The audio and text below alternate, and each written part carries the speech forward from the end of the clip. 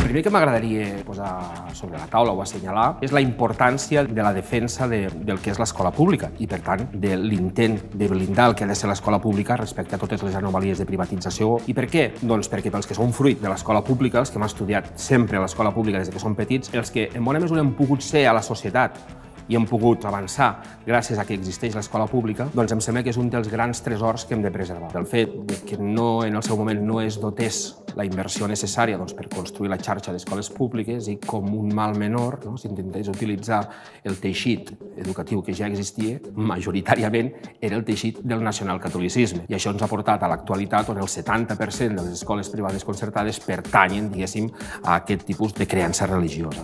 Evidentment, això és una anomalia que va en contra del que és el dret a una educació laica.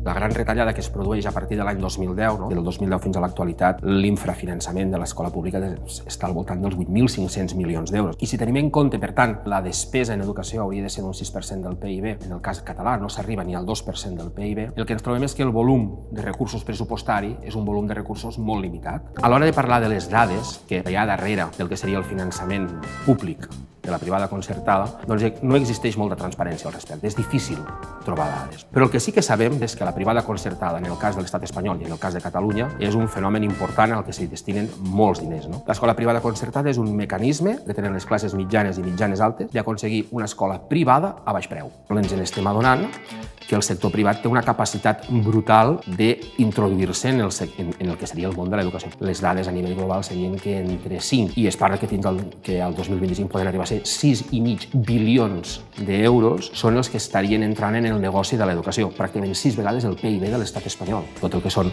FPs destinades a tecnologia o fins i tot del món de la salut estan sent permeades, diguéssim, estan sent penetrades d'una manera evident per tot el que són els fons de capital risc. La transferència de recursos públics a aquestes escoles privades concertades s'acompanya d'un mecanisme de segregació evident que és el pagament de les quotes. No tothom pot pagar les quotes que es demanen a determinades escoles del nostre país que, a més, ja estan rebent un flux de recursos per part de l'erari públic. Això el que fa és que amb els diners de tots s'acabi consolidant un mecanisme de reproducció social que afavoreix només a una determinada part de la nostra societat, que és justament la que ja és la més afavorida.